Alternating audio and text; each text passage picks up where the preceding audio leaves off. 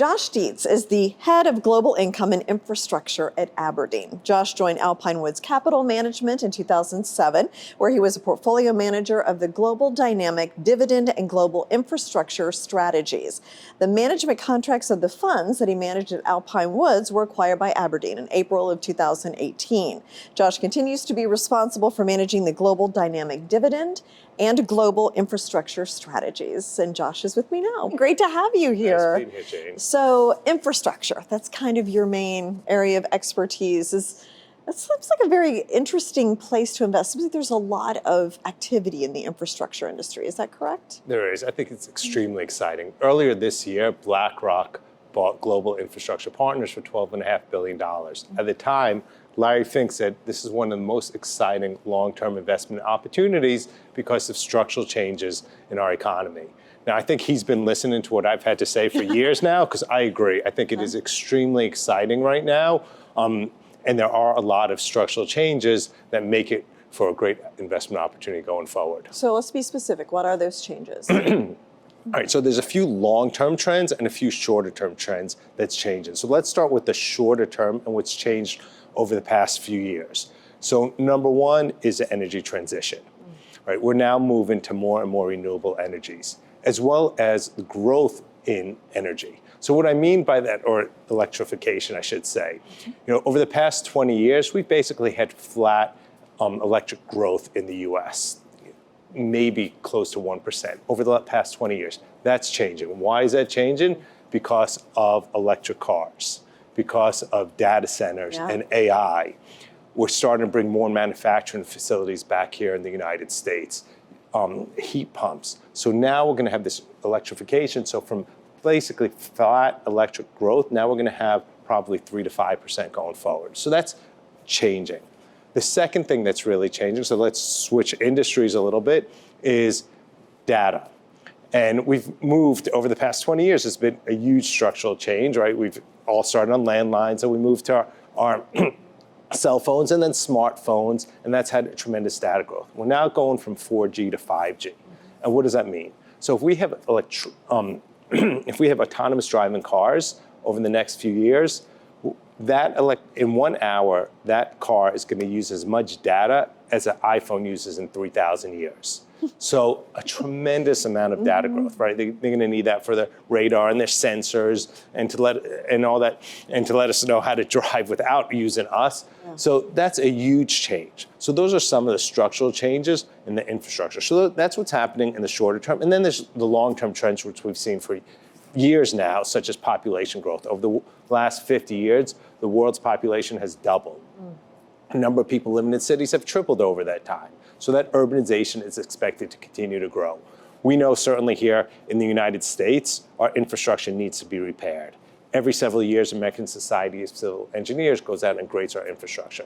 The last grade we got was a C-. We need to spend about $2.9 trillion on our infrastructure by the end of this decade. And just one example, I could give many, but one example, we waste about 6 billion gallons of water every day of the wastewater that's treated. That's about 12 to 16% of the total wastewater. We have to repair our infrastructure. So in emerging markets, they're building it because of population growth and urbanization. In developed markets, it's about repairing our infrastructure. Yeah. When you look at all these macro trends and decide where to invest, are there some kind of prevailing principles or strategies where it seems like there's so much to choose from? How do you choose where to put your money? So when we think about like our investments philosophy, what are our goals and what are we trying to achieve? So basically, we want to invest in companies that have monopolistic type assets or high quality companies. They have stable, predictable cash flows and long-term viability.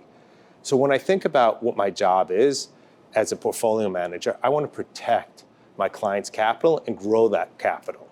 So by focusing on companies that have monopolistic type assets to it, that allows for both of those to achieve, to protect their capital and then grow their capital. And then we're looking for the long-term trends, right? So we take a top-down, bottom-up approach. The top-down is we want to see those long-term trends, but we won't invest unless we find companies that meet that bill, and fundamentally we think are not that expensive. So it really has a top-down meets a bottom-up approach to that, and that hopefully will allow us to grow the capital. Because you're right, there are so many good opportunities, but just because something's a good opportunity, to find an investable stock, investable company, that's our ultimate goal and what we're trying to achieve. And with that, we want a really diversified portfolio, both by sector and by region.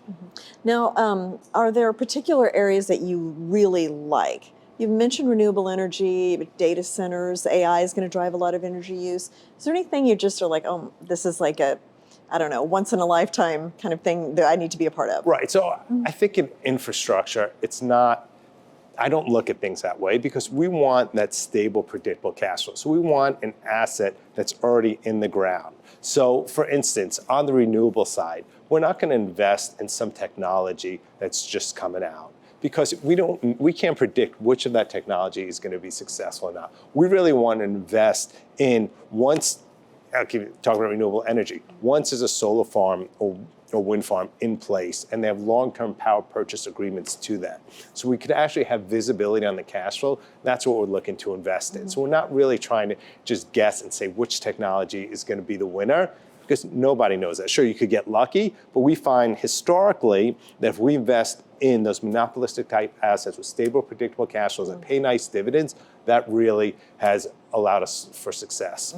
And looking back, we've had our fund now, AIFRX, the Aberdeen Global Infrastructure Fund, for over 15 years. We've outperformed our benchmark by over 400 basis points per year over 15 years. Interesting. So, are there any risks in infrastructure investing?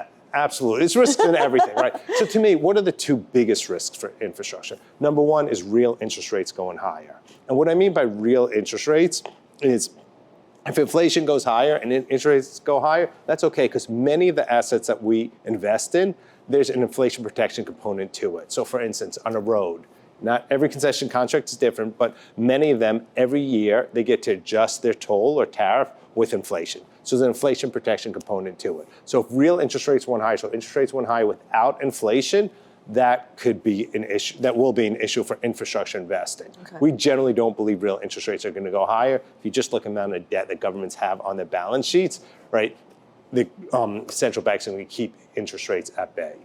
So that's one risk. And then the second risk is really nationalization or privatization. So if a government comes in and changes the rules along the way. So we've never invested in Russia. We've never invested in Venezuela. We avoid certain countries. We used to invest in Turkey. I wouldn't invest in Turkey again, or at least unless there's a government change. And also the second part of that, even in stable countries, stable governments, there can be regulatory changes. So that's why I said earlier, we really want a diversified portfolio, both by region and by sector and by company, and that allows us to invest globally without taking too much risk, but really trying to explore the opportunities within a global universe for infrastructure stocks. Sure, makes sense.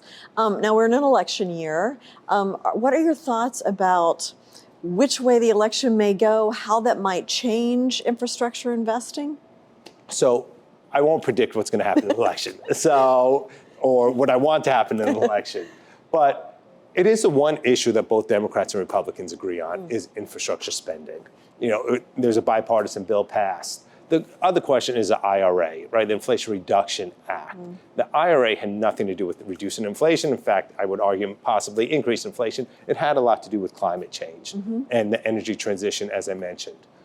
Over the past, since the bill was announced, there's already been 270 projects announced worth $110 billion. And if you look at it state by state, of those projects that have been announced, 45% are in Republican states, 34% in Democratic states, and the rest are in swing states.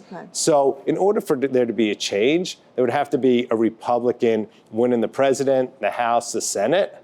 And then also, being a lot of the spending is taking place in Republican states, they would have to vote in favor of that. So I don't see a major change in that, and there has been so many projects been announced. But like I said, to start, both Democrats and Republicans agree we need more infrastructure spending, which we do. All right, of course, we've been talking about that for a long time, and that's one of the things that everybody seems to agree on. So you're right, the chances of that changing are probably very slim. So Josh, thank you so much for coming in. Always great to hear your thoughts. Great. Thanks for having me.